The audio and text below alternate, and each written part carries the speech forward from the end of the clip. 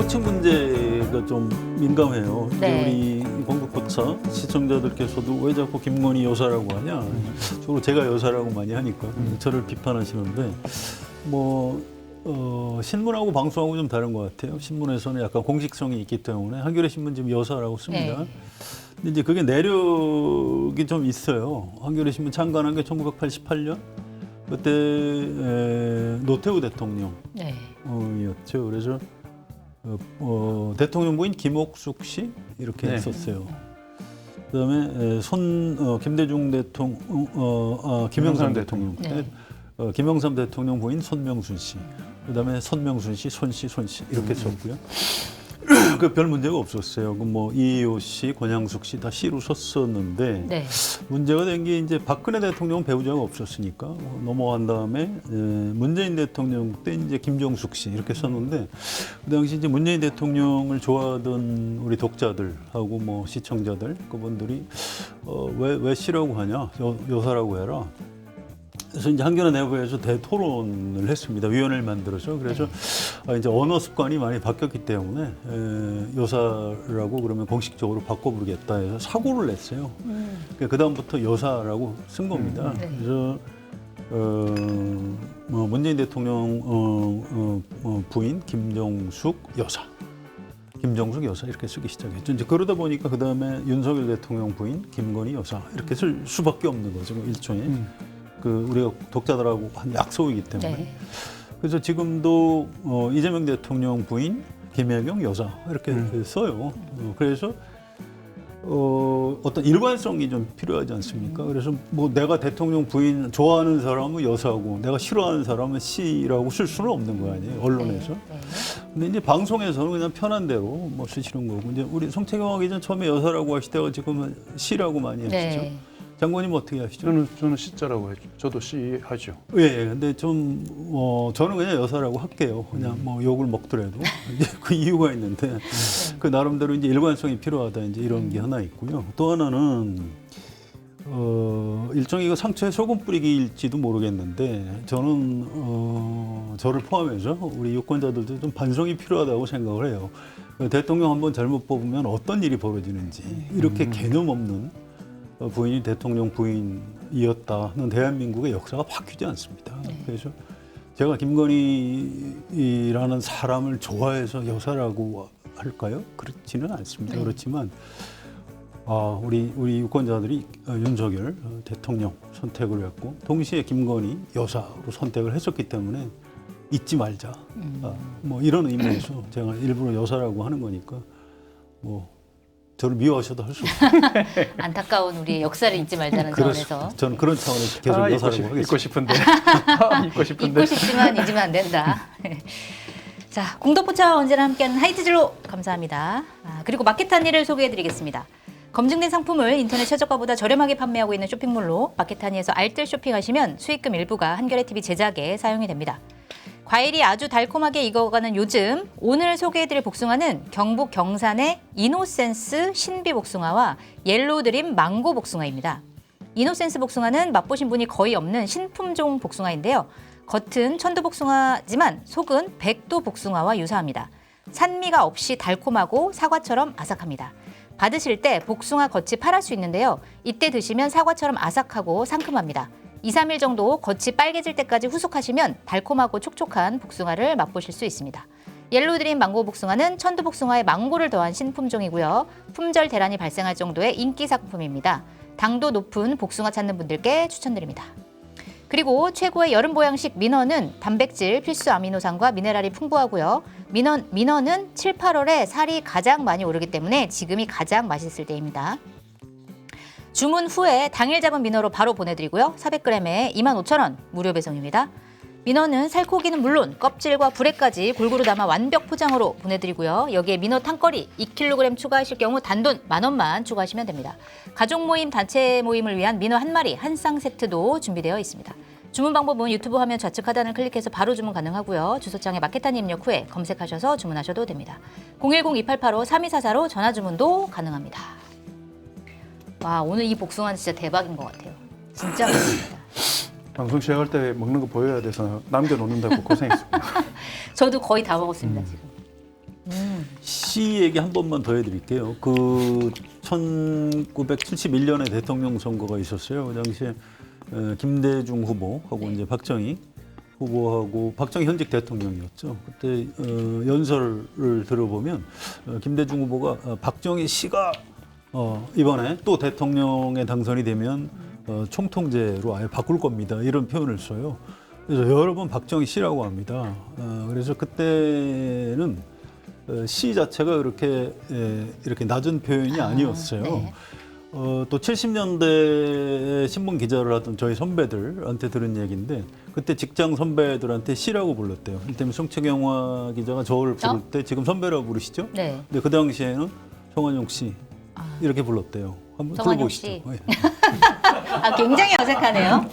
지금 어색하시죠? 네. 근데 그때는 어색하지 않았답니다. 직장 선배도 네. 무슨 씨 이렇게 불렀다고 해요. 근데 이제 언어라는 게 문화의 반영이고 습관이기 때문에 그렇게 부르면 지금 혼나죠. 네. 직장에서. 그래서 바뀐 거고 네. 씨하고 여사에 대한 그 언어 감각이 달라진 것도 그런 배경이 좀 있습니다. 그래서 지금 예를 들어서 이재명 대통령 부인에 대해서 우리가 씨라고 하는 건 뭔가 좀 결례 같지 않아요? 네. 네, 뭐 그런 겁니다. 이제 그런 맥락도 좀 있는 거니까 좀 이해를 해주시면 감사하겠습니다. 네. 호칭에 대한 고민을 너무 많이 하고 계신데 저희는 먹기만 해가지고 계속. 그러니까요. 죄송합니다. 씨 이야기 한다고 하셨어요. 복숭아 씨 없는데. 오늘 복숭아 너무. 근데 감정적인 그런 부분들이 있는 것 같아요. 있죠. 말씀하신 있습니다. 것처럼 아니, 예. 현직에 계신 대통령과 여사를 부르는 부분에 있어서는 뭐 물론이죠. 당연하다고 생각을 하고 네, 근데 맞습니다. 예를 들어서 뭐 예전에는 대통령 딸을 영애라고 부르고 뭐 이런 거 있잖아요. 그랬었죠. 영부인 뭐 이런 건 사실은 좀 예. 시대에 좀 맞지 않다. 안 맞죠. 그래서 영부인이라고 부르다가 여사라고 부를 때도 약간 이게 낮춘 급을 것 낮추는 같죠. 건가 이런 네. 느낌들이 들었었는데 뭐 그건 저는 사회적으로 통용되는 것들로 이렇게 합의를 하면 될 것 같은데 전 독자분들한테 꼭 이야기하고 싶은 게 뭐냐면 네. 여사라고 부르시는 상한용 기자님의 마음도 항상 마음이 편안하지는 않거든요. 예. 그럼요. 들으신 네. 분들도 불쾌하겠지만 네. 불쾌할 경우도 있지만은 저희는 사실 저는 제가 바쳐서 사실은 그런 이야기를 못 하겠더라고요. 여사라는 이야기를. 입에 차마 여사라는 얘기를 그렇죠. 쓸 수가 없다. 처음에 저는 방송 처음 딱 나왔을 때 탁 깍듯하게 한다고 윤석열 전 대통령 하면서도 제가 걸리죠.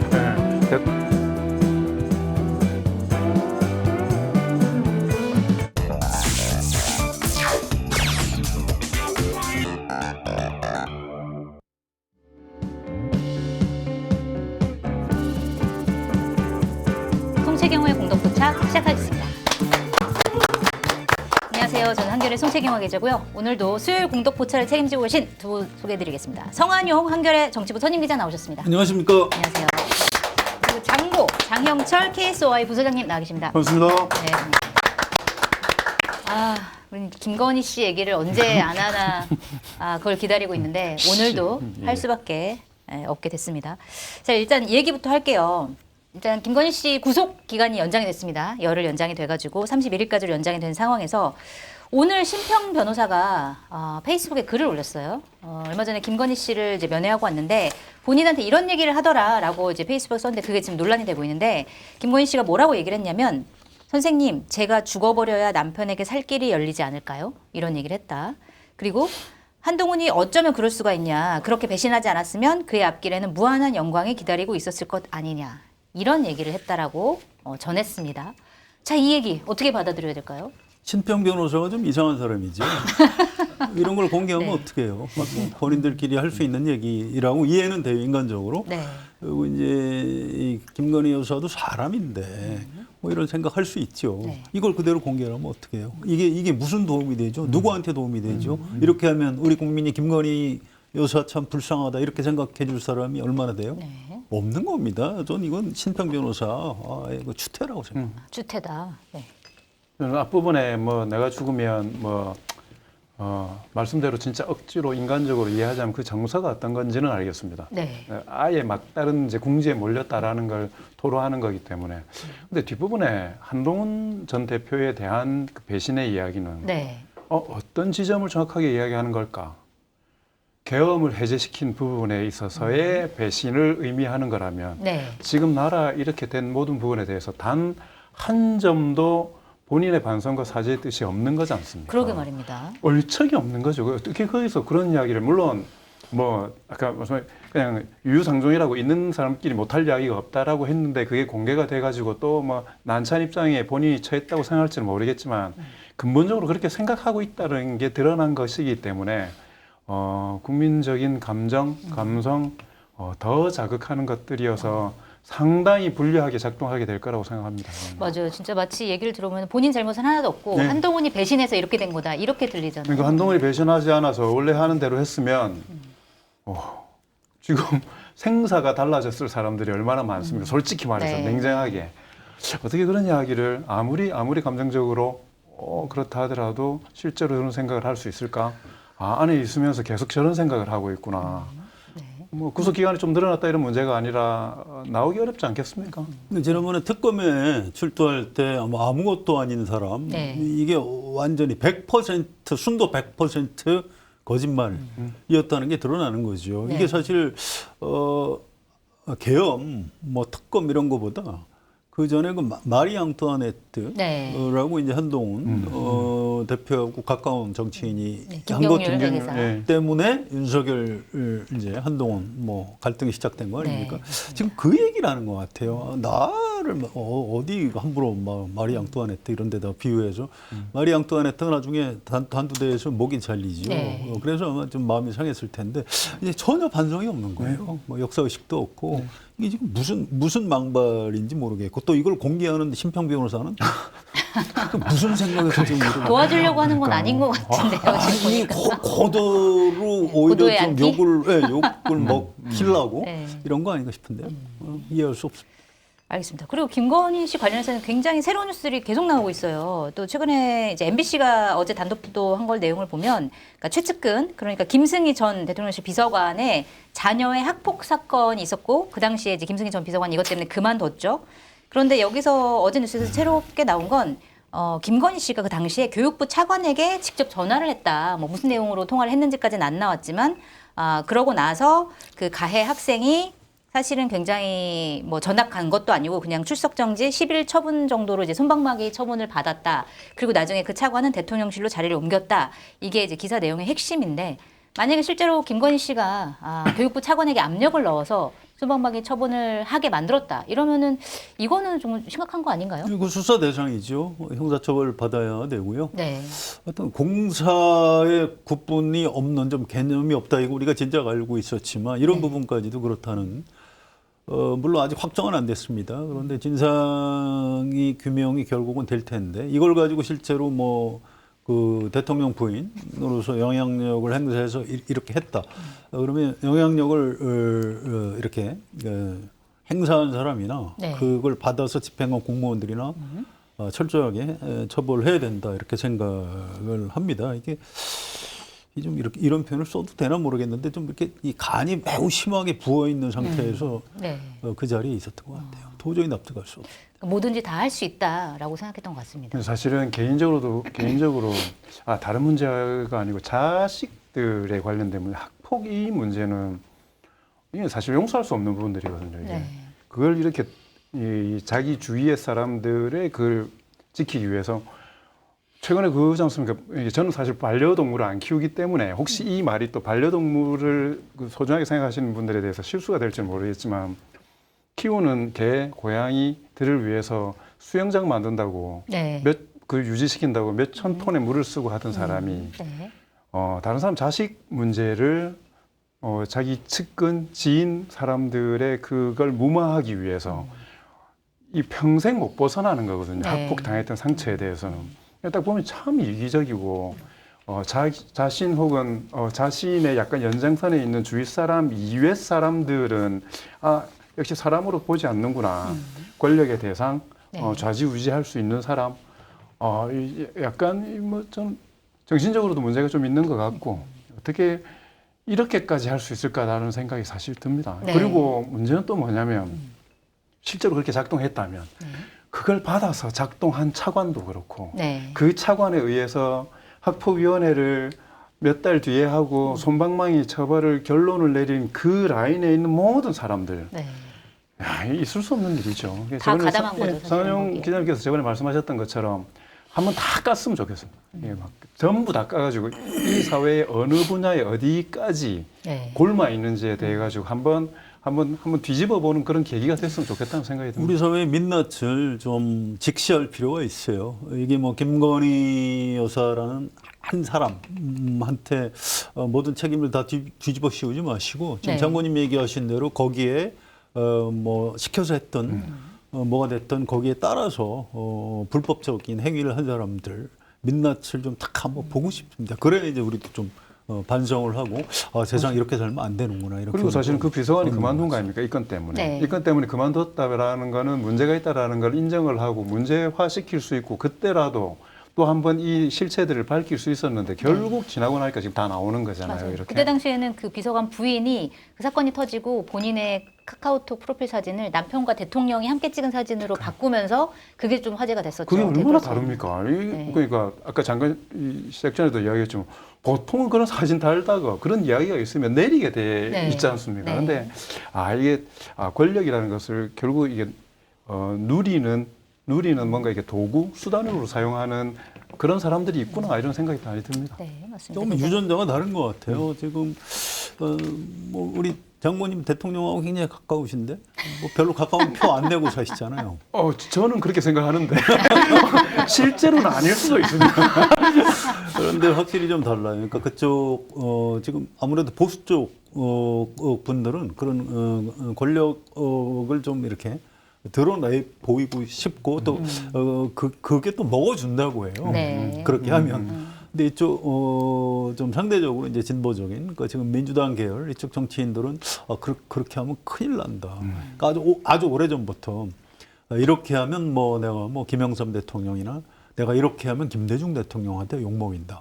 그다음에 이제 노무현 대통령부터는 아주 훨씬 더 심해졌어요. 그래서 이거 내가 전이 잘못하면 내가 저 노사모인데 내가 어디 저 술집 가서 싸움이라도 잘못하면 괜히 내가 노사모라고 했다가 내가 좋아하는 노무현 대통령이 혹시 비난받으면 어떡하나. 제가 직접 노사모한테 들은 얘기예요. 네. 그래서 그렇게까지 하는데. 그렇습니다. 근데 이제 아직 그 반대쪽 진영에 있는 사람들은 감수성이 거기까지 못하는 거죠. 네.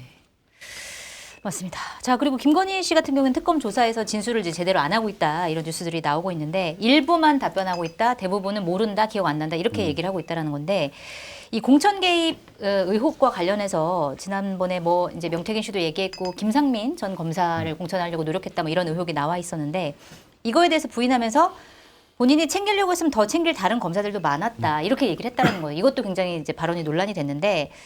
결국 검사들은 내가 챙겨야 될 대상, 내가 마음만 먹으면 할 수 있었는데 안 했어. 이런 그러니까 어떤 인식이 드러나는 발언이잖아요. 이거는 좀 어떻게 봐야 되나요? 어제 공덕포차 봤는데 네. 그 김한 기자님이 여기 김준일 평론가 네. 뭐 성채경 기자님한테 검찰 조사 받아봤는지 물으니까 안 받아봤다고 하더라고요. 네. 그래서 보면서 참 인생을 가난하고 재미없게 살았다. 자, 가난은 거기 또왜 혹시 가난이 궁금하면 지난주 수요일 방송을 보시면 되는 거고. 저는 검찰 조사를 저는 사회를 위해서 열심히 일하는 과정에서 네. 몇 번 받아봤거든요. 어떤가요? 본능적으로 자기를 변호하게 돼 있어요.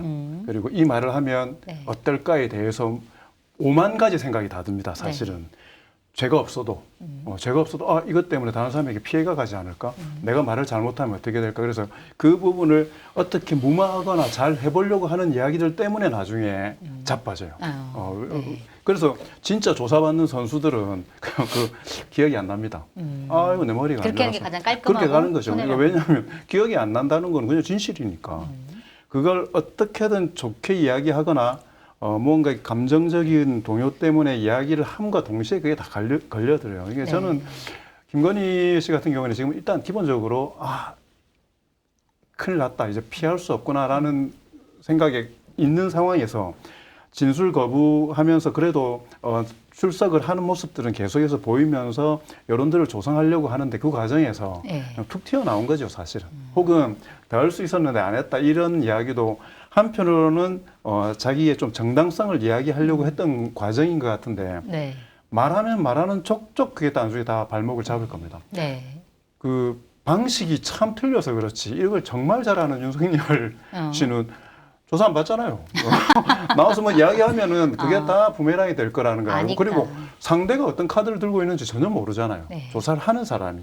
그럴 때는 이거 제가 조언을 하게 되는 건지 모르겠지만 아예 말을 안 하든지 다 말하든지 둘 중에 하나 해야 됩니다.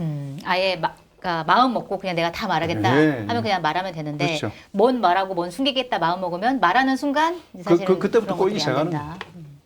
그러니까 몇 마디 안 했는데 이렇게 한 마디 한 마디가 논란이 되는 얘기를 하는 김건희 씨 어떻게 봐야 부지불식간의 진실을 얘기해버린 거죠. 결과적으로 그런 거고 이게 이 검찰 쪽 사정을 아는 분들 얘기는 본래 윤석열 검사가 센 사람은 아니었는데 네. 문재인 대통령이 서울중앙지검장으로 발탁을 하면서 이미 그때부터 검찰총장보다 더 힘 있는 대통령이 신임하는 뭐 이런 사람이었고 그때부터 검사들하고 친소관계 때문에 검사 인사에도 어느 정도 영향력을 행사했다 이런 얘기를 합니다. 그다음에 검찰총장이 되고 나서는 뭐 훨씬 더 했고요. 그래서 최근에 뭐 문재인 대통령 재임 기간이 한 5년 되니까 그 사이에 한 4년 동안 거기서 이제 검사들 인사에도 개입을 한 것 같고 나중에 이제 남편이 이제 정치를 하고 대통령이 되고 이렇게 하면서 이제 자연스럽게 공천에 개입을 했다는 거로 사실상 자백한 거죠. 근데 이게 이제 입증하기는 쉽지는 않을 거예요. 특검의 수사력도 한계가 있고 수사 기간도 제한이 있기 때문에. 그런데 이제 이런 걸 보면 그동안 이 윤석열 김건희 부부가 무슨 짓을 했는지 여기서 우리가 이제 단면을 살짝 엿볼 수 있는 거죠. 네. 그 말씀해 주신 김에 지금 특검에서 워낙 많은 것들이 사건들이 막 튀어나오다 보니까 특히 김건희 씨 관련해서는 이게 지금 수사 인력도 너무 부족하고 시사 기간도 부족하다. 그래서 민주당에서는 이제 특검법을 바꿔가지고 기간도 늘리고 수사 인원도 좀 보충해주고 이럴 가능성에 대해서 언급이 되고 있거든요. 이거 필요하다고 보세요? 네, 필요는 한데요. 그게 이제 두 가지 다 하는 게 과연 괜찮을지 모르겠어요. 일단 수사 인력이 김건희 특검이 한 200명 정도 됩니다. 네. 내란 특검이 한 250명 되고요.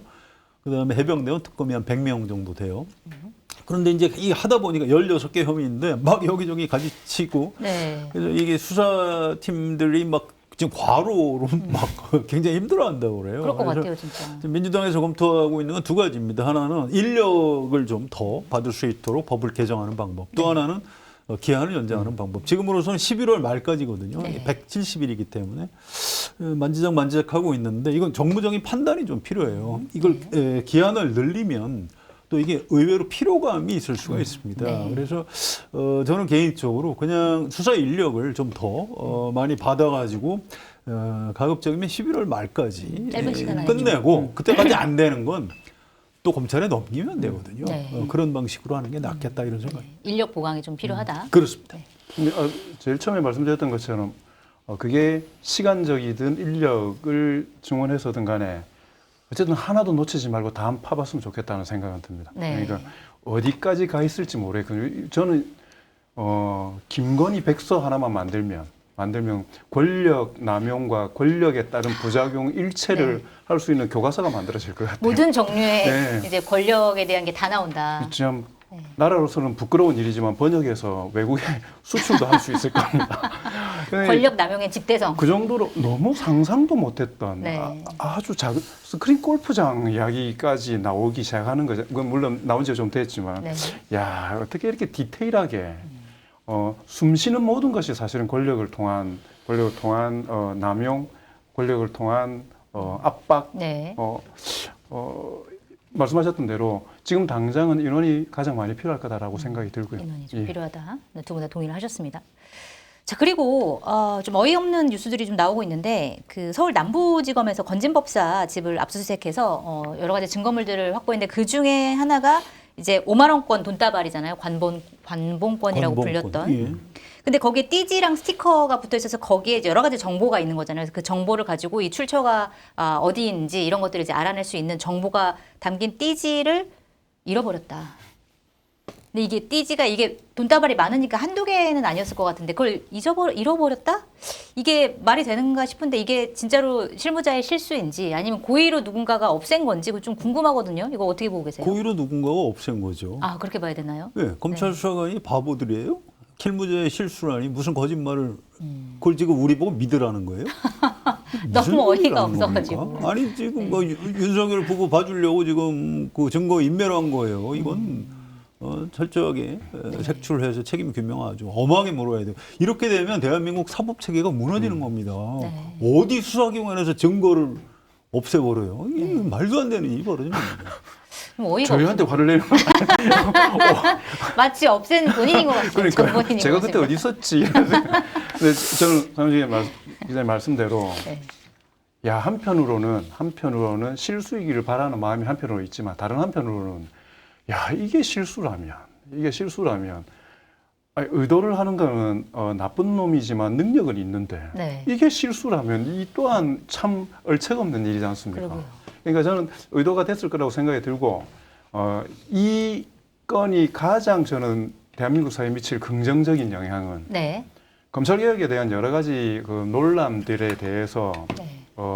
당위성을 더 크게 부여할 수 있는 가장 큰 근거가 될 거라고 생각합니다. 그러니까 맞습니다. 이게 역사의 많은 일들이 아주 우연으로 보이는 하나의 계기 때문에 확 앞으로 나가잖아요. 그래서 네. 저는 이걸 보면서 이런데 무슨 말을 할 수가 있겠습니까? 저는 정성호 장관께서 이 문제를 실타래로 시작해가지고 그냥 몸통을 그냥 한번 엎어봤으면 좋겠다. 네. 거기에 외람된 이야기지만 장관직을 한번 걸어보고 검찰개혁이라는 부분들에 한번 올인을 해보실 필요가 있을 것 같다. 그런 생각이 듭니다. 맞습니다. 오늘 정청래 민주당 대표도 검찰이 스스로가 해체하고 있다 이렇게 얘기를 했고 그다음에 이제 뭐 사실은 이 띠지가 없어진 것도 없어진 거지만 없어진 다음에 제대로 된 뭐 조사도 안 했다라는 거예요. 그래서 이제 법무부 장관이 이제 특별 감찰을 지시했다라는 건데 그런 것들도 그 과정도 좀 다 밝혀져야 되지 않나 이런 생각이 듭니다.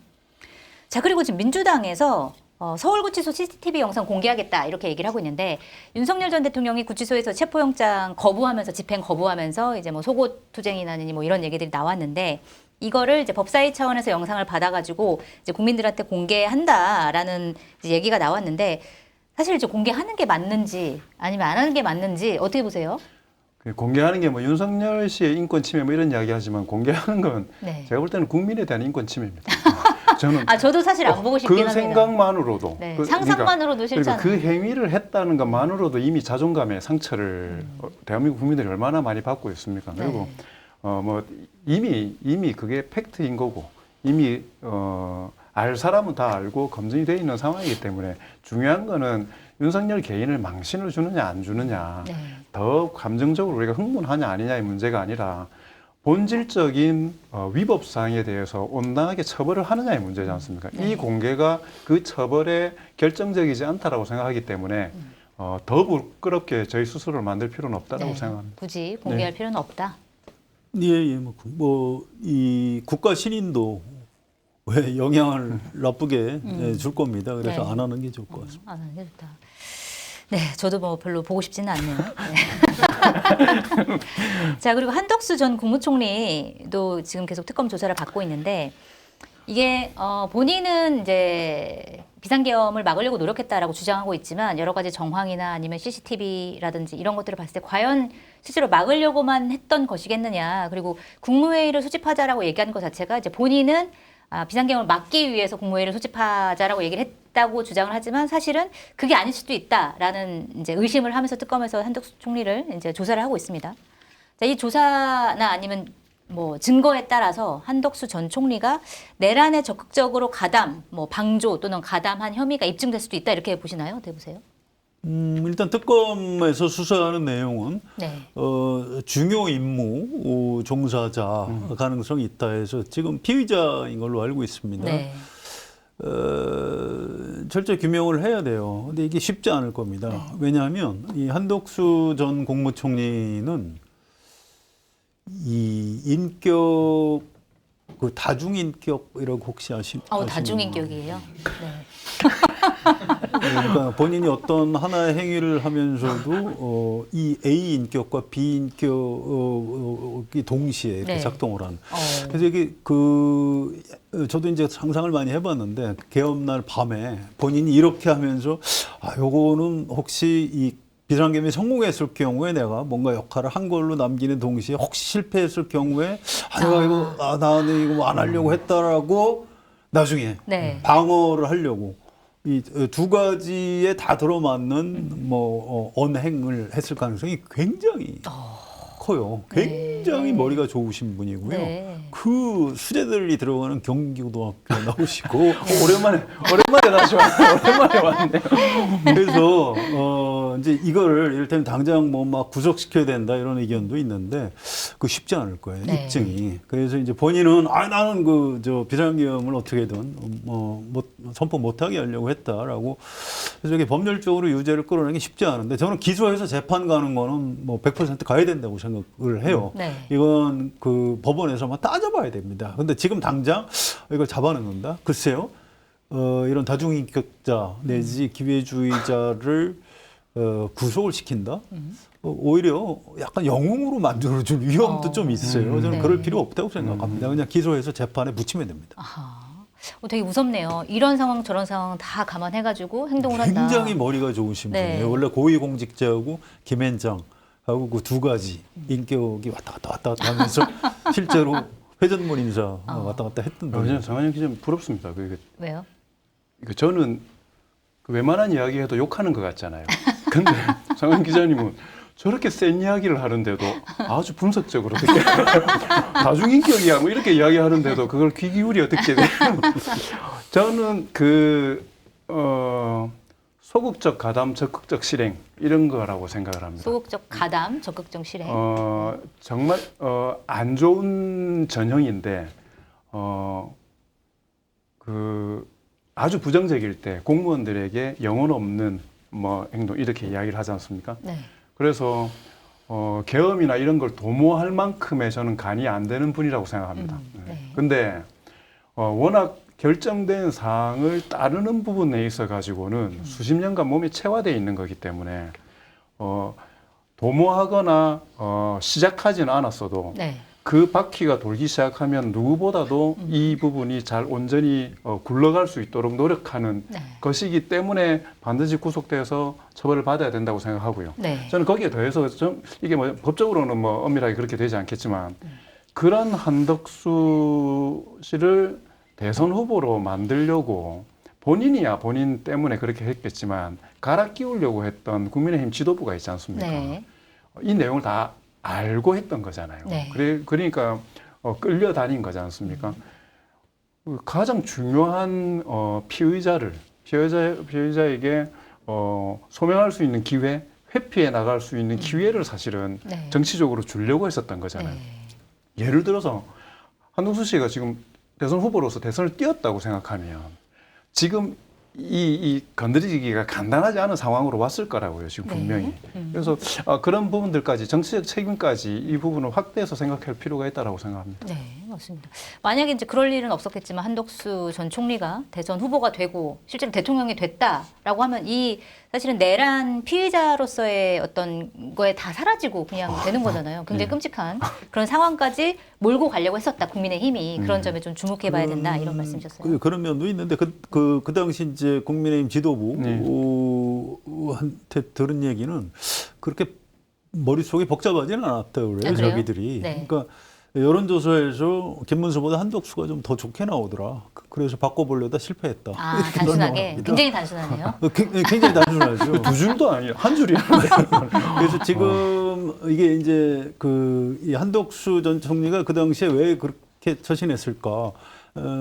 그때 헌법재판소 과정에서도 다 드러나지는 않았었거든요. 네. 최근에 좀 새로 밝혀지는 게 있고 특검이 그래서 이거는 뭐 구속영장 청구든 기소든 우리가 한번 해보겠다라고 의지를 보이고 있는 겁니다. 네. 그런데 이 법률적으로 이 증거를 찾아서 입증하기가 그렇게 쉬운 문제는 아닙니다. 그래서 이걸 여기 뭐 이분 잡아놨는데 너무 공력을 들지 않으셨으면 좋겠다 이런 생각도 좀 있어요. 알겠습니다. 또 중요한 일이 더 많기 때문에 그렇습니다. 네, 굳이 이분에게까지 이렇게 에너지를 많이 쓰지는 말자. 의외로 고맙게 생각할 수 있겠는데요. 상하윤 기자님 이야기를 듣고. 감사합니다. 저에게 관심을 집중시켜주지 않아서 감사합니다. 근데 계속 머리가 좋다 이야기하시는데 그러니까 다른 쪽으로 모르겠는데 이게 정치 영역을 제가 보니까 정치적으로 가장 머리가 좋은 건 가장 단순하고 보편적인 진리들을 선택해 나가는 거더라고요. 맞습니다. 근데 한덕수 총리는 가장 복잡하고 많은 수를 계산을 해버리는 것 때문에 지금 망해버린 거지 않습니까? IQ가 높으면 그렇게 그때 되죠. 그냥 오히려 그냥 탁 털어놔 버리고 공직의 마무리를 대한민국을 위해서 하겠다라는 하나의 결심만 했으면 네. 지금 사실 저는 되게 국민들에게 이 존경을 받을 수 있는 마무리가 됐을 건데 저는 지금이라도 사실 좀 털어놨으면 좋겠습니다. 네. 그래서 뭐 지금 다 뛰어내리고 있는 판이잖아요. 그러니까 혼자 그렇게 욕을 들을 것도 아니거든요. 지금 같은 경우에는 판이 이미 넘어졌구나. 그러면 내가 버틴다고 되지 않겠다. 있는 대로 솔직하게 이야기해서 벌 받을 거 벌 받자. 네. 피할 수 없기 때문에 그런 단순하고 똑똑한 결정을 하셨으면 좋겠습니다. 정말 그랬으면 좋겠네요. 윤석열 전 대통령한테 불리한 결정적인 진술을 지금부터 시작할 가능성이 있습니다. 한덕수 전 총리가요. 그렇습니다. 그래야 본인도 특검하고 어느 정도 플리바게닝도 가능하고. 안 그래도 특검 분위기가 오늘 살짝 바뀐 게 보도를 봤더니 뭐 구속영장 청구 생각하고 있다라고 하는 톤에서 지금 말씀을 아주 잘하고 계신다. 구속영장 청구 고민해 보겠다. 뭐 약간 이런 식으로 약간 톤이 또 빠져나갑니까? 아니, 그게 이제 예상됐던 한덕수 전 총리의 스타일이고요. 특검도 그걸 모를 리가 없거든요. 맞습니다. 네. 평생 수사만 사람들이기 때문에. 그래서 뭐 의외로 굳이 한덕수 전 총리를 구속 안 시키더라도 이제 윤석열, 김건희 이쪽에 굉장히 중요한 증언들을 이쪽에서 확보할 가능성이 있습니다. 네, 좀 그래줬으면 좋겠네요, 실제로. 자, 그리고 윤석열 정부에서 좀 어이없는 그 노예 계약을 했다. 이 뉴스가 나오면서 어제 지금 국민들이 분노를 하고 있는데 이 챕코 신규 원자력 발전소 건설 사업을 따내는 과정에서 한국수력원자력, 한국전력공사가 미국 기업인 웨스팅하우스와 계약을 했는데 이게 좀 말이 안 됩니다. 50년 동안 원전 한 기당 1조 원 이상을 기술 사용료 등등의 명목으로 지급을 하기로 했다. 이 50년입니다. 무려. 그리고 뭐 어떤 나라는 신규 원전을 수주할 수 없고 어떤 나라는 뭐 어떻게 하고 이 조건들이 굉장히 여러 개 달려 있는데 이게 노예 계약 아니냐. 그리고 윤석열 정부에서 윤석열 전 대통령이 자기의 이제 체코 원전 수주 성과를 내기 위해서 무리하게 이런 계약을 체결한 거 아니냐. 이런 이제 비판들이 많이 나오고 있는데 이거 어떻게 봐야 되나요? 그런 측면이 있을 거예요. 그런데 이거는 윤석열 대통령을 욕하기 전에 네. 미국이 본래 좀 이렇게 깡패입니다. 네. 이렇게 후진국 등쳐먹고 사는 나라고요. 이 아주 악명이 높아요. 이 웨스팅하우스는 그래요. 우리나라하고 후진국. 수십 년 우리 옛날 후진국 때부터 상대적. 지금은 선진국이지만 혹시 댓글 달릴까 봐 제가. 옛날 후진국 때부터 많이 등쳐먹던 그런 아주 악덕 기업이고요. 또 네. 미국의 군산복합체라는 게 또 대충 그래요. 원전 관련 산업체들이. 그래서 근데 이제 이건 약간 좀 조심해야 되는 게 네. 이거는 어쨌든 이 정책적으로 이렇게 한 겁니다. 그래서 여기에 대해서 뭐 수사기관에서 수사를 한다거나 감사원에서 감사를 하는 건 좀 신중해야 돼요. 이건 애초에 어쨌든 정책 감사는 하지 않겠다 이렇게 또 밝히기도 그렇습니다. 했죠. 이재명 대통령도 이미 말을 그렇게 했고요. 그래서 이게 누가 봐도 명백한 불법이다. 이렇게 되면 쳐들어가야 되지만 네. 그렇지 않으면 사실은 이 정치적인 책임을 묻고 진상 규명을 해서 이런 일이 있으면 안 된다. 이렇게 해서 미국하고 관계 외교적으로 뭐 항의를 한다거나 계약을 뭐 다시 한다거나 이런 식으로 하면 되는 거지. 네. 이제 여기에다가 너무 이 방점을 두고 막 수사까지 한다 이렇게 되면 어떤 오해를 좀 받을 수 있냐면 네. 이게 이재명 정부가 그러면 문재인 정부 때의 뭐 탈원전 기조로 다시 가기 위해서 또 윤석열 정부에 뭐 했던 거를 전부 다 부정하는 거 아니냐 이럴 수 약간 불필요한 오해를 받을 위험도 좀 있습니다. 그래서 이 정책산에 대한 뭐 수사나 감사는 조금 신중할 필요가 있겠다 이런 생각입니다. 근데 이제 규모가 너무 크니까. 대통령실의 스탠스가 저는 딱 맞았다고 생각하는데 강훈식 비서실장이 대변인을 통해서 이야기했던 게 법과 규정에 근거하고 있는지 원칙과 절차가 준수됐는지 네. 이게 사실은 핵심이라고 생각하거든요. 왜냐하면 당연히 50년 그다음에 뭐 그 거의 뭐 1조 2천억 정도를 이게 한 번 할 때마다 뺏기고 네. 들어갈 수 있는 데가 제한되고 그것만으로는 분명히 대단히 불리했을 것 같고 저는 더 공교로운 게 체코 원전 발표했을 때 그 한 달 전에 대왕고래 프로젝트를 발표했었거든요. 네, 그랬었죠. 총선 끝나고 분리할 때 네. 뭔가 이게 정치적인 성과, 정책적인 성과를 가지고 그걸 한번 돌파해 보려고 했었던 거지 않습니까? 네. 대왕고래는 새우도 아닌 걸로 이게 거의 나온 거잖아요. 네. 지금 그래서 이걸 좀 무리했을 수 있다라고 생각합니다. 근데 솔직히 말씀드려서 저는 전체 사업에 비해서 이게 실제로 어떠냐. 전체 20몇 조 사업이 중에 자, 이걸 다 뺐을 때 그러니까 뺏기는 게 1조니까 엄청나게 커 보이는데 네. 결국 여기서 얻을 수 있는 실질적인 수익이 얼마냐 이런 부분들에 대한 다른 측면도 일단 팩트로는 전 나와야 된다고 생각하고요. 제가 이게 찾으니까 너무 일방적인 주장들이 있기 때문에. 네. 근데 그럼에도 불구하고 그냥 일반 상식적으로 좀 과하다라는 생각은 사실은 들기 때문에. 네. 근데 그게 아까 말씀하셨던 것처럼 아마 정권의 좀 과한 의혹 혹은 그런 과정에서 불법이나 부정이 있거나 아니면은 당연한 보고 체계를 건너뛰었거나 이런 문제가 있으면 그건 분명히 따져야죠. 네. 근데 조금 감정적으로 접근해서는 안 된다라는 생각이 사실은 좀 들더라고요. 네. 가난한 사람 입장에서 제가 너무 흥분했나 봅니다. 1조라는 이 단위가 제가 생각할 수 있는 단위가 아니어가지고. 이렇게 잘 받아들이면 언젠가 성공할 겁니다. 명품도 하나. 아, 네. 알겠습니다. 자, 이번엔 아까 잠깐 얘기 나왔었는데 검찰개혁 얘기를 좀 해봐야 될 것 같아요. 이게 굉장히 미묘합니다. 지금 보니까 김민수 국무총리, 그다음에 강훈식 대통령 비서실장이 검찰개혁과 관련해서 약간 속도 조절 가능성을 시사한 발언들을 했고, 그다음에 그 전에도 이재명 대통령이 이제 정성호 법무부 장관에게 한 얘기가 좀 의미심장합니다. 뭐라고 얘기를 했냐면 민감한 핵심 쟁점인 경우 국민께 알리는 공론화 과정을 반드시 거쳐야 한다. 최대한 속도를 내더라도 졸속이 되지 않게 잘 챙겨달라. 이렇게 얘기를 하면서 정부는 속도 조절이 필요하다고 지금 얘기하는 거 아니야? 이런 이제 얘기들이 나오고 있고, 그러면은 당정 간에 약간의 갈등이 발생하는 건가? 라는 얘기가 나왔는데, 오늘 아침에 또 여당 안에서도 약간의 의견 차이가 있는 것 같아요. 그러니까 원내 지도부에서는 이게 너무 우리가 빨리 안 하고 연말까지 아마 하겠다라고 하는 이제 계획일 거다. 우리는 그 계획에 따라서 가는 거다라는 취지로 얘기를 했더니 바로 당 지도부에서 아니다. 우리 추석 전에 한다는 약속 지킨다. 이렇게 얘기를 했거든요. 자, 그러면은 당정 간에도 그다음에 당 안에서도 약간의 시각차가 있는 건데 이거는 좀 어떻게 해결해야 될까요? 그러니까 이 검찰 개혁에 대해서 우리 국민 절대 다수가 지금 동의하지 않습니까? 네. 뭐 검찰청 폐지해야 되는 거다. 직접 수사권 뭐 뺏어야 되는 거다. 그러니까 보안 수사 지시 권한이냐 보안 수사권을 주느냐 이제 이런 정도 갖고 논쟁을 하고 있는 정도예요. 네. 그래서 검찰청 없어지고 아마 공소청으로 바뀌는 데는 뭐 별 이론이 없을 겁니다.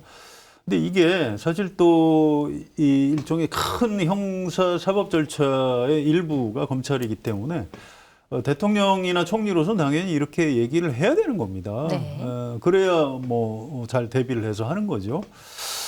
또 정청래 대표하고 김병기 원내대표 사이에 좀 속도를 놓고 이견이 있는 것도 사실이에요. 네. 근데 이제 이거는 네.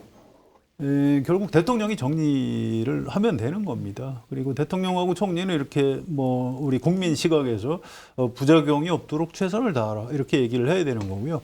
민주당에서는 당연히 추석 전에 뭐 개혁하겠다 약속을 했으니까 지키겠다 이렇게 얘기하는 겁니다. 그런데 나중에 자연스럽게 이제 조정이 될 걸로 보시면 되고요. 다만 저도 이제 궁금해서 민주당 의원들 최근에 만나면 계속 이걸 물어봅니다. 그런데 의원들의 다수 의견은 이 검찰 개혁은 좀 과감하게 일단 개혁을 하고 네. 혹시 문제가 생기면 나중에 또 이제 뭐 보완책을 찾는다거나 이렇게 하는 쪽에 더 민심이 많이 가 있는 것 같다. 그러니까 그렇게 얘기들을 많이 합니다. 저는 이게 대표적인 공격 프레임이라고 생각하는데 네. 이재명 정부 출범하고 정청래 대표 체제가 출범하면서 검찰개혁 이야기가 나온 게 아니라고요. 그 전부터 노무현 있었죠. 대통령 때부터 시작됐던 이야기입니다. 네. 이게 맞습니다. 이게 지금은 속도가 너무 빠르다가 아니고 지금은 아무리 서둘러도 늦은 겁니다, 이미. 그것 때문에 얼마나 많은 피해를 받았습니까? 검찰 권력 때문에 얼마나 어디까지 당해야지. 그러니까 국민들이 어디까지 그러면 동의하고 어디까지 공감대가 형성돼야지 그걸 바꿉니까? 이건 속도의 문제가 아니고 의지의 문제고요. 네. 이건 내용의 문제가 아니고 이걸 접근하는 태도와 자세의 문제예요. 그래서 이건 정광석과 같이 하되 네. 그걸 너무나 위에서 내려 찍듯이 투사적인 그런 태도와 자세가 아니라 낮고 겸손하고 피할 수 없는 것이라는 걸 잘 설득하는 방식으로 하되 속도는 빨리 가야죠. 네. 아니, 이거 못하면 저는 오히려 지지율이 더 빠집니다. 그 KSY의 그 조사의 그 국정평가 부정적인 내용들을 보면은 네. 내란 세력 척결이 한 2위 정도는 아직 좀 부실하다. 더불어민주당 지지하는 사람들, 그다음에 진보층 뭐 이런 데에서 특히나 그 내란 세력 척결을 좀 더 잘해달라는 이야기들이 많이 나와요. 네. 이 말은 뭐냐면 개혁의 그 속도, 강도의 문제가 지지율 이 변동의 근본적인 그 요인이 아니다라고 저는 생각을 하기 때문에 특히나 무엇보다 성 기자님 말씀하셨던 것처럼 다른 것도 아니고 검찰 개혁은 아니 띠지 없애고 있는 이 검찰들을 어떻게 그냥 놔둡니까? 그 당장 지금 얼마나 많은 일들이 조사돼야 되고 다시 진실을 밝혀야 되는데 이 부분에 있어서는 태도와 자세 아까 이야기했는데 눈빛 흔들리면요. 눈빛 흔들리면 당장 치고 들어옵니다. 근데 그럼 대통령이 공론화 과정을 반드시 거쳐야 된다. 네. 국무총리의 발언 이거는 그러면 어떻게 해석을 해야 되나요? 거쳤잖아요. 저는 하루하루가 공론화의 과정이라고 생각합니다. 말씀하셨던 것처럼 네. 대통령의 워딩을 현재 상황과 대통령의 정치적인 판단들에 대한 내용적인 부분들과 방향성 부분들을 일치시키면서 봐야죠. 당연히. 그걸 말 그대로 해석하고 아까 말씀드렸던 것처럼 이미 너무 빠른 듯이 규정하고 있는 프레임에 갇혀가지고 그걸 해석해서는 안 되는 거죠. 아니 아무리 좋은 일도 이야기 잘 들으면서 진행해. 빠뜨리는 거 없이 진행해. 이 말이 천천히 하라는 말이라는 것과 어떻게 일치할 수 있습니까? 네, 이건 천천히 하라는 말이 이미 아니다. 거기 갇혀있기 때문에 자꾸 그 시각으로 보게 되는 거지. 이건 양보하면 안 됩니다, 절대. 이게 조금 워낙 중요한 문제라 약간만 설명을 드릴게요. 3대 개혁 입법, 그래서 이제 검찰 개혁, 사법 개혁, 언론 개혁. 근데 이게 좀 결이 다릅니다. 이를테면 검찰 개혁은 지금 장관님 말씀대로 지금 당장 신속히 해야 되는 거에 대한 공감이 있어요. 네. 그런데 이제 사법 개혁은 좀 약간 이름도 좀 이상해요. 사실은 검찰 개혁도 사법체계 안에 있는 건데 아무튼 지금 이제 법원 개혁을 아마 사법 개혁이라고 하는 것 같은데 그거는 이 대법원 쪽 법원 쪽 의견, 사법부 의견을 좀 충분히 들어야 되는 겁니다. 또 이제 언론 개혁 이 부분도 이제 뭐 전문 학자라든가 또 다른 나라의 입법 예를 많이 참고를 해야 돼요. 근데 검찰 개혁에 대해서는 뭐 이론의 여지가 없습니다. 네. 그래서 이건 신속하게 해야 되고요. 이미 그렇게 신속하게 하는 걸로 확정이 돼 있기 때문에 대통령이나 총리로서는 그런데 이 부작용도 고려해 가면서 공론화 과정을 거치는 게 좋겠다라고 당연히 말씀을 또 하셔야 되는 거고 네. 크게 걱정하지 않으셔도 괜찮아요. 그러니까 대통령이나 총리께서 부작용도 고려하지 말고 해라고 할 수는 없는 거죠. 공론에서 의견 모으지 말고 하라고 할 수는 없는 거잖아요. 당연한 얘기를 그냥 예, 한 거다. 예. 이거 과도해서 이제 해석할 필요 없다. 저는 그렇다고 생각합니다. 그렇습니다. 알겠습니다. 저도 그렇게 알고 있습니다.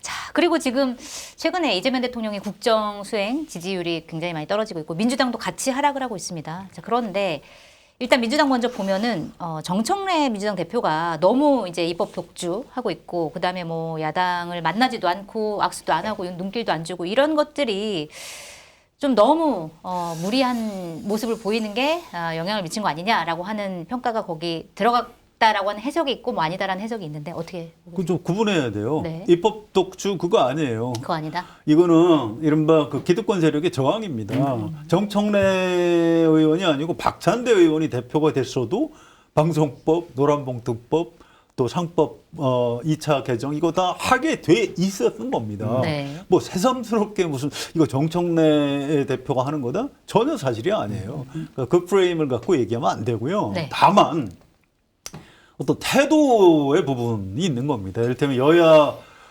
대표가 광복절 경축 공식 행사에서 눈길도 안 마주쳤다. 뭐 네. 이런 거. 또 김대중 전 대통령 추도식에 가서 막 그 연설하면서 막 상대방 비난하고 이거는 무조건 여당이 욕먹게 돼 있습니다. 그래서 이거는 네. 이건 정청래 대표가 조금 양보해 주셔야 돼요. 근데 악수는 사람하고 하는 거다. 이제 그 얘기는 했고 됐고. 어쨌든 여당은 무조건 협치를 해야 되는 겁니다. 그래서 지금부터 지금 어떤 모두 전환이라고 할까요? 이런 게 좀 필요하고 결국은 이 문제도 이재명 대통령이 좀 정리를 해줘야 돼요. 그러니까 지금 전당대회가 국민의힘 네. 22일 날 새 대표가 뽑힐지 아니면 한 26일쯤 뽑힐지 알 수가 없는데 그러면 이제 전에 그 야당 대표 만난다고 하셨잖아요. 이미 한번 만났고. 네. 그러면 이제 여야 원내대표 같이 불러서 그 자리에 같이 국정을 의논하고 이렇게 하면 되는 겁니다. 이제 그런 계기를 통해서 정청래 대표도 김문수가 될지 뭐 장동혁이 될지가 알 수는 없습니다. 악수는 좀 하시고 안철수는 얘기 안 하시네요. 가능성이 별로 없기 때문에 그래서 그런 식으로 정청래 기자님은 조경태 후보도 이야기 아예 언급을 안 하시죠. 죄송합니다. 그러니까 결국은 대통령이 얘기하는 국민 통합이 좀 더 큰 틀의 가치거든요. 이제 네. 그쪽으로 이제 정청래 대표도 좀 맞춰 주셨으면 좋겠다. 그렇군요. 대통령이 다 같이 부른 자리에서조차 여당 대표가 야당 대표랑 악수를 안 한 그럴 수는 리는 없으니까. 없죠. 그렇습니다. 네, 알겠습니다. 그 민주당 지지율 하락 부분 이야기하면서 광주 전남 이야기를 하지 않습니까? 광주 전남이 그 리얼미터 이번 조사에 따르면 좀 많이 빠졌더라. 네. 그 조사 봤거든요. 네. 앞에 조사하고 이렇게 보니까 8월 첫째 주 광주 전남이 65.2%였는데 8월 둘째 주에 49.1%, 16.1% 빠졌습니다. 네. 많이 빠졌죠. 많이 빠졌네요. 그런데 그때 국민의힘이 12.4%에서 22.4%로 10% 뛰었습니다. 네. 이게 논리적으로 좀 연결이 잘 안 되는 부분이 하나가 있고. 그 국민의힘이 뛴 것도 그 지역 광주 전- 광주 네. 전남 지역에서. 근데 그 다음에 이해가 딱 되는 게 뭐냐면 조국 혁신당이 7.8%에서 17.6%로 뛰었습니다. 아, 네. 그러니까 그때가 조국 대표가 사면 받고 나오는 거. 그러니까 이걸 자, 민주당의 아까 특히나 입법 독주라는 말 그 프레임 자체도 사실은 이게 피해야 되는. 그러니까 개혁 입법에 따른 저항이 이 지지율의 문제였는 거 아니죠. 네. 조국 이 수치대로만 하자면 물론 일부 뭐 국민의힘에 갔다. 조국 혁신당 같은 경우에는 개혁 경쟁을 하고 있는 당인데 그리고 조국 대표 나와서 하고 있는 여러 가지 워딩들이 그 훨씬 더 좀 세게 강도 높게 나가겠다는 취지까지도 보이고 있는데 옮겨갔다는 거는 문제는 그게 아닌 거죠. 그러니까 특히나 광주 전라 같은 경우에는 민주당에 대한 전적인 지지도 있지만 또 민주당에 대한 애증이 있는 거지 않습니까? 네. 그래서 그래서 혹시 다른 선택지가 있으면 기름을 마실 수는 없으니까 국민의힘을 찍을 수는 없는 거잖아요. 근데 네. 다른 저수지가 생기면 그 물을 마시고 싶어 하는 욕구들이 있고 기회들이 되기 때문에 조국 혁신당의 존재가 민주당의 지지율에 영향을 좀 미치고 있다. 이게 정당 지지율에 있어서는 더 근본적인 요인일 거라고 생각을 합니다. 네. 조국 혁신당 그쪽은 좀 많은 사람들이 주목을 안 하던데 역시 또 전문가죠. 네. 자세한 내용은 여론조사 심의위원회 홈페이지를 참조하시면 되겠습니다.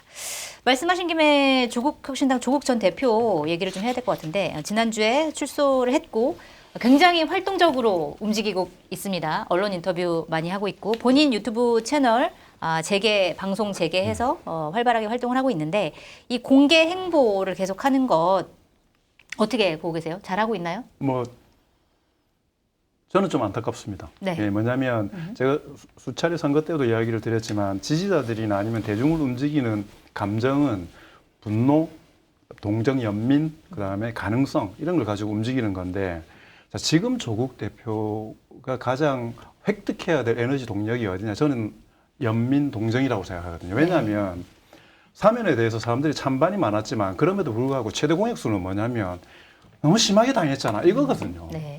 우리 지지자들 내부에서도 우리 지지자가 아니고 민주당이나 네. 여권 지지자들 내부에서도 실제 그 사안에 대한 판단들은 좀 갈려요. 근데 그럼에도 불구하고 아무리 그래도 이 정도까지는 아니잖아라는 정서적인 지점들이 있기 때문에 저는 딱 나왔을 때 그때 메시지도 이야기했었고 고맙다.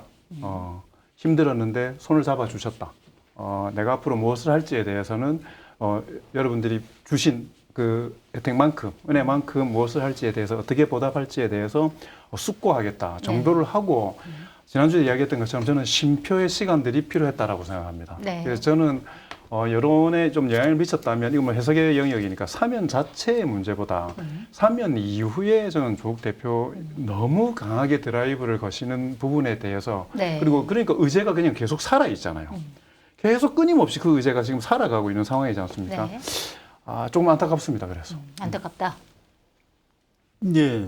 그 식사하고 된장찌개 사진을 왜 올렸는지 좀 그것도 논란이 됐죠. 이게 그냥 마치 된장찌개만 먹는 것처럼 비치는데 사실은 거기가 뭐 강남에 굉장히 유명한 한우 비싼 한우집이다. 그러니까 뭐 어쨌든 뭐 이런 논란. 정치 복귀를 뭐 했으니까 정치인으로서 뭐 언론 인터뷰하고 유튜브하고 뭐 이런 건 뭐 당연한 건데 그럼 뭐 어떤 그 자기를 좋아하는 분들한테 서비스한다고 이렇게 정치인인가 연예인인가 잘 모르겠어요. 네. 그래서 이게 이른바 이제 한동훈 전 대표 비판하는 사람들 중에 뭐 별걸 다 올리니까 뭐 저 사람 관종 아니야? 이렇게 이제 비난하는데 이 조국 전 대표에 대한 부정적인 그런 시각도 이제 바로 그런 지점입니다. 그래서 특히 이제 20대, 30대들이 확실히 사면에 대해서도 반대 여론이 높았는데 그 이후에 우리 장관님이 얘기하신 대로 감옥에서 나온 다음에 네. 보이고 있는 언행에 대해서 동의들을 잘 안 하더라고요. 여기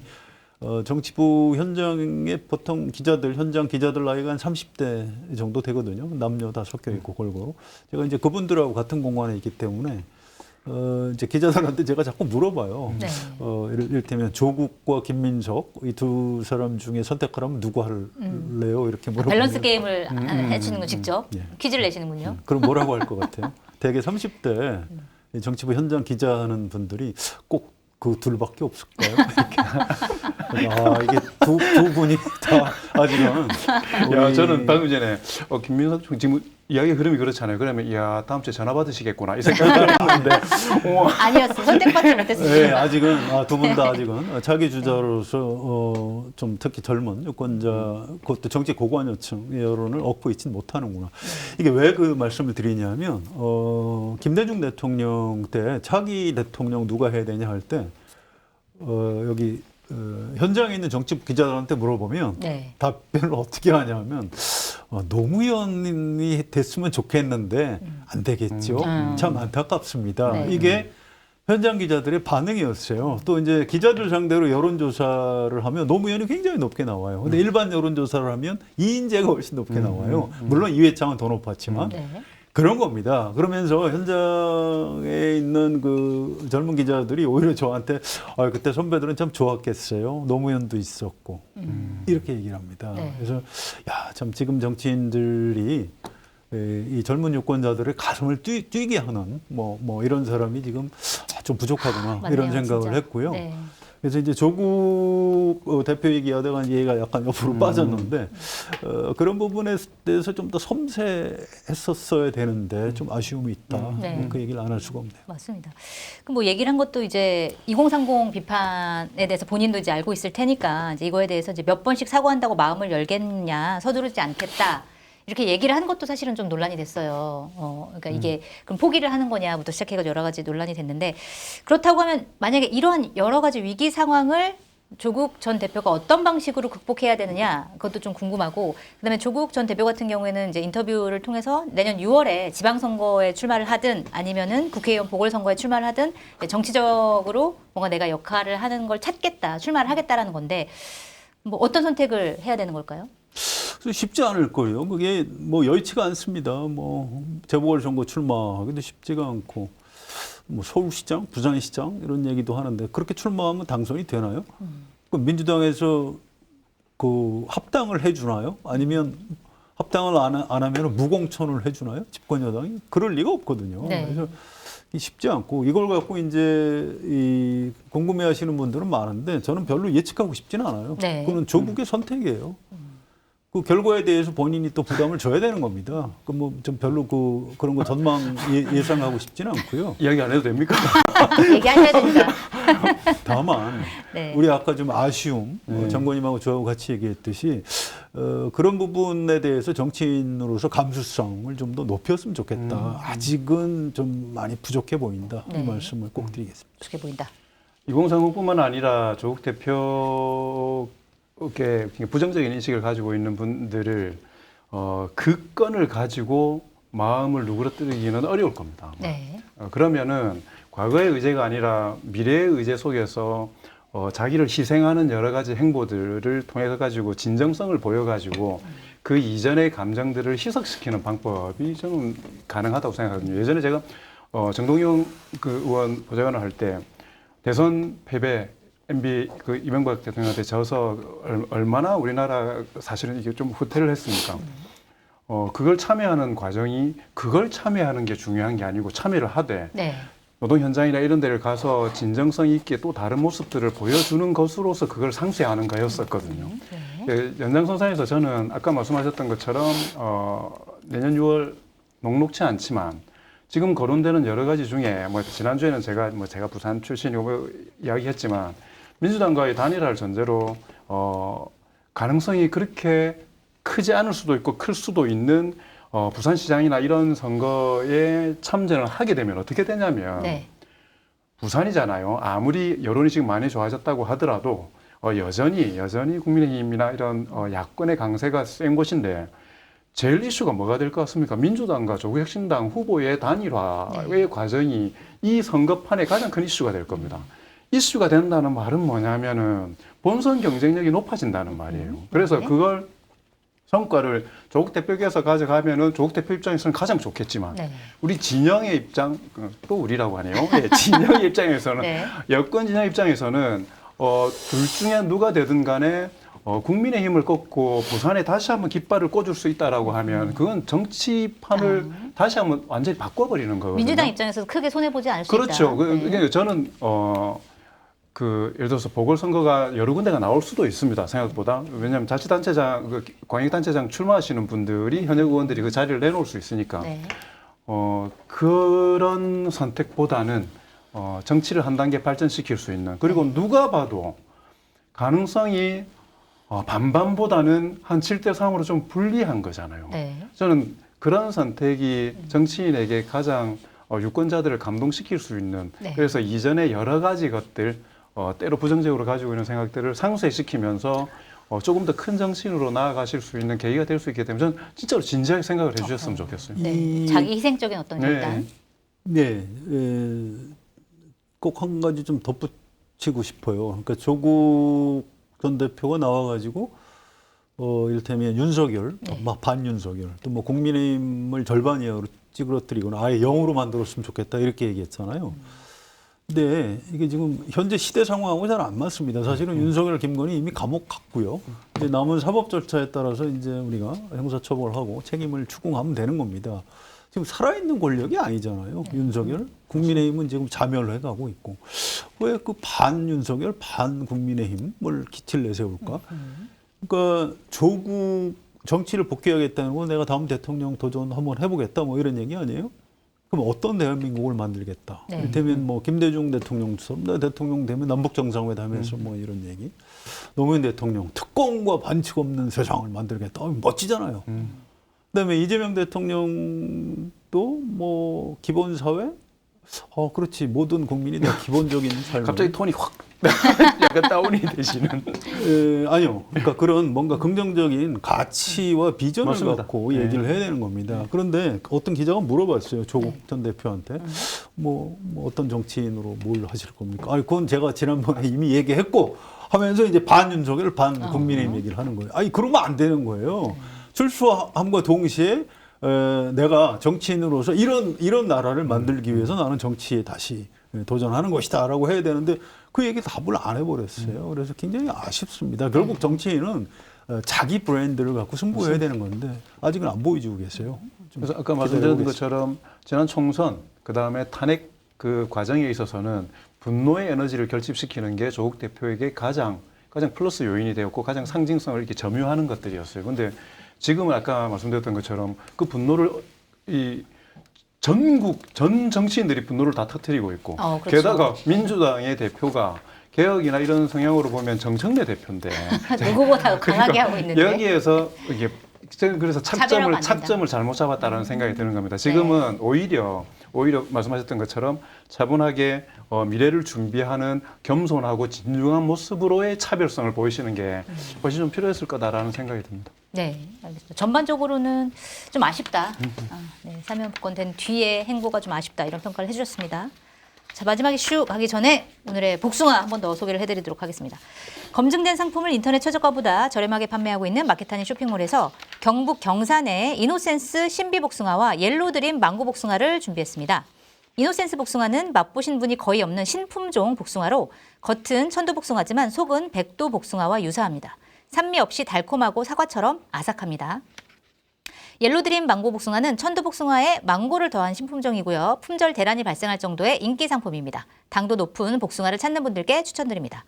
여름철 보양식 미너를 주문 후에 바로 잡아 보내드리는데요. 400g 25,000원 무료 배송입니다. 살코기 외에 껍질과 불에까지 골고루 담아 완벽 포장으로 보내드립니다.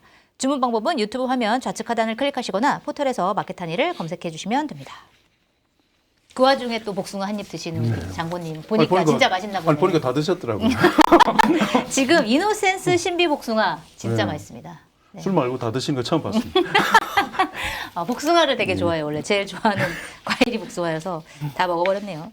우리 마지막 이슈는 아무래도 국민의힘 지금 거의 이제 자멸의 길로 가고 있다고 표현해 주셨는데 지금 한참 전당대회 중인데 탄핵에 반대하는 후보들 그러니까 김문수 후보, 장동혁 후보가 지금 우세하다 이런 평가가 나오고 있고 안철수, 조경태 후보가 막판에 단일화를 하느냐 마느냐 관심을 받았지만 단일화 안 한 채 그냥 가는 것으로 결정이 됐고요.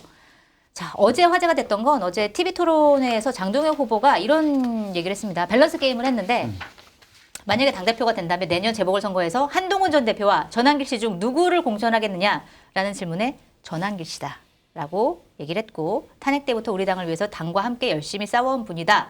이렇게 이유를 댔는데 자, 이 국민의힘에서 이런 밸런스 게임을 왜 물어봤는지도 약간 궁금하고 왜 자폭하는 건지 궁금하고 이 대답에 대해서 어떻게 평가하세요? 하여튼 뭐 그렇게 하는 게 본인 득표에 유리하니까 그렇게 답변한 것 같고요. 네. 그걸 저도 하도 이상해서 누가 기획했냐 그랬더니 네. 또 방송사에서 기획을 했다고. 방송사에서 한 거예요? 참 신기하다. 어떻게 저런 질문을 하나? 저렇게 국민의힘에 도움이 안 될 텐데. 국민의힘에 도움 안 되는데 확실히 이제 이슈는 됐죠. 그렇죠. 대답에 재미는 대해서. 있죠. 근데 네. 이제 정치가 연예 프로그램은 아니거든요. 그래서 좀 아쉬움이 있습니다. 굉장히 진지한 토론을 해야 되는데 네. 전환길이냐 한동훈이냐 참 그거 참 한동훈 전 좀 대표 어이가 뒤통수 없다. 맞은 거죠. 그런 그러게 생각이 말이에요. 들고요. 아무튼 한동훈 전 대표가 지금 뭐 오늘 뭘 올렸더라고요. 네. 뭐 투표했습니다. 조용히 상식의 힘을 보여주십시오. 네. 근데 이게 안철수 후보의 슬로건이 상식의 회복이에요. 그래요? 아, 조경태가 아니라 안철수인가요? 라고 이제 다수는 안철수 지지다 오. 이렇게 적어놨는데 또 다른 한지아 의원은 아니 그게 아니고 이제 조경태도 이제 의원이다. 그래서 본인이 같이 사진 찍은 것도 올리고 그랬더라고요. 그래서 이제 아무튼 근데 문제는 한동훈 전 대표하고 가까운 당원들은 좀 있는 편인데 의원들이 별로 없어요. 그래서 지금 이 의원들은 이른바 친윤석열 네. 의원들을 포함해서 장동혁 쪽으로 많이 이동을 했다고 해요. 그래서 김문수 후보 쪽에서 약간 좀 불안초죠. 그러니까 당원 여론조사를 하면 김문수가 훨씬 많이 나오는데 네. 의원들이 어쨌든 현역 의원이 장동영이고 또 김문수는 아무리 봐도 뭐 차기 대선 주자는 아닌 것 같고 네. 그래서 지금 많이 추격하고 있다. 이게 국민의힘 내부 분위기를 아는 사람들의 분석입니다. 그래서 저도 참 궁금해요. 그 금요일 날 전당대회 네. 저도 현장에 한번 가보려고요. 가서 좀 분위기를 보고 다음 주에 좀 전달을 해드리겠습니다. 근데 그러면은 사실 22일에 이제 결정이 안 나고 안 나올 수도 결선으로 있죠. 갈 수도 있겠네요. 그렇습니다. 네. 26일, 25일, 6일 그 정도로 넘어갈 네. 가능성도 있는 거죠. 네. 근데 어쨌든 김문수나 장동혁이나 네. 뭐 누가 되든 뭐 극우 세력이 국민의힘을 접수하는 거죠. 지금 네. 우리 한국 사회 보수 정당 하나가 지금 멸망의 길로 가고 있는 굉장히 비극의 장면을 우리가 보고 있는 겁니다. 네. 조경태 안철수 단일화 안 되는 거 보고 이분은 단일화 해봐야 가능성이 없다라고 판단을 하기 때문에 네. 그렇구나. 이미 전체적인 흐름을 그렇게 보고 있구나. 장동혁 후보의 그 밸런스 게임에서 정하는 걸 보고 이길 수 있다고 생각하는구나. 네. 그런 느낌이 사실 드는데 전 그거는 내부 캠프에서도 되게 많은 고민을 했을 거라고 생각드는데 결선 투표를 간다라고 생각하면 결선 투표는 누구 표를 가져와야 되냐면 네. 안철수 조경태 후보를 찍었던 표 중에 일부죠. 네. 일부는 다 이탈을 할 거기 때문에 네. 적어도 그걸 가져와야 되는 상황인데 그러면 전략은 딱 두 가지 않습니까? 그 사람들에게 소구할 수 있는 이야기로 2차전을 준비한다. 네. 이렇게 가든지 그 사람들을 소구할 수 있는 방법으로 1차전에서 1등을 해가지고 1등을 해가지고 가능성을 보여줘가지고 가져오겠다라고 하든지 둘 중에 하나를 전략으로 선택해야 될 텐데 이길 수 있다라고 생각하는 게 1등을 할 수 있다라고 생각하는구나. 그러니까 저는 그 몸수를 던진 거라고 생각해요. 그냥 방송 토론에서 두 사람 선택해라는데 선택 안 한다고 나가라고 합니까? 돌려 세울 수 있는 이야기들이 얼마든지 있음에도 불구하고 그리고 되게 콕 집어 하나를 강력하게 이야기했었거든요. 그리고 그 이유 자체도 너무나 노골적이었어요. 그래서 역시 정치인은 기대와 욕심 때문에 자기 정치를 망치는구나 하는 생각이 사실 들었습니다. 저렇게 해가지고 1등 못하면 네. 결선 가서도 안 되는 거죠. 그래서 저는 아주 찰나에 아주 작은 거 하나를 좀 피하고 좀 꾀하다가 장동혁 저러다가 아웃되는구나 이런 생각이 사실 들었습니다. 참 장동혁 후보 같은 경우에는 제가 이제 국민의힘 반장할 때 꽤 친하게 지냈던 의원이거든요. 그때만 해도 굉장히 합리적이었고. 그때는 망가지기 전 정도. 네, 합리적이었고 말씀도 굉장히 잘해주고 사실 국민의힘과 한겨레 기자가 친해지기가 쉽진 않은데, 그러니까 어쨌든 본인들의 당을 비판하는 기자와도 굉장히 이제 활발하게 대화를 할 수 있는 그런 사람이기 때문에 저는 굉장히 합리적이라고 생각했는데 갑자기 어느 날 이렇게 바뀌는 모습을 보고 아 내가 알던 그 장동혁이 맞나라는 생각을 되게 한동안 오랫동안 했었던 것 같아요. 지금은 누군지 못 알아보는 거 아닙니까? 그럴 수도 있습니다. 누구세요? 송채경화가 누구야? 좀 다른 사람일 수 있어요. 눈빛이 달라졌다 이런 표현을 하시죠. 네. 국민의힘 정치인들도 그런 얘기를 많이 합니다. 장동혁 의원 눈빛이 달라졌다. 아 그래요. 그리고 막 소리 지르는 거 보셨죠? 그 저하고 잘 아는 보수 쪽 논객인데 네. 저 정상이 아닌 것 같아 이렇게 평가를 하더라고요. 네. 그래서 네, 이게 보수의 기본 가치는 어쨌든 좀 뭐 품격과 뭐 이런 건데 거기서 너무 많이 이탈. 참 한심한 게 4명 후보잖아요. 김문수 후보 좀 일찍 전향했지만 네. 사회주의 운동하다가 이렇게 넘어가신 분이지요. 네. 장동혁 후보, 그 한동훈 대표하고 그 이 러닝메이트까지 했다가 이쪽으로 넘어갔죠. 네. 조경태 의원 민주당에서 삼선하고 그러네요. 넘어갔죠. 네. 안철수 후보, 야 너무 많이 넘어가서 다 그러네요. 지금 남아 있는 네. 네 분이 예를 들어서 이게 이렇게 이를테면 보수의 본류하고는 좀 지금 그렇게 중심 없이 가고 있다라는 걸 오히려 네. 후보들의 이 생각을 보면은 좀 알 수 있지 않나 하는 생각이 그러네요. 듭니다. 그런 포인트가 또 있었고. 오늘 좀 예리한 것 같은데. 네.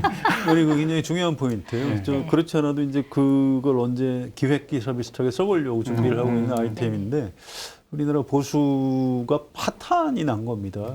그러니까 이 자기들이 정치인들을 기르는데 결국 실패한 거예요. 그래서 뭐 CEO 출신 이명박 그래서 한번 하고 또 독재자의 딸 박근혜 한번 데려다가 선거의 여왕 그래서 한번 하고 그다음에 또 없어 하다가 에이 문재인 정부의 검찰총장 데려다가 3년 만에 이제 계엄하고 자멸을 해버린 거죠.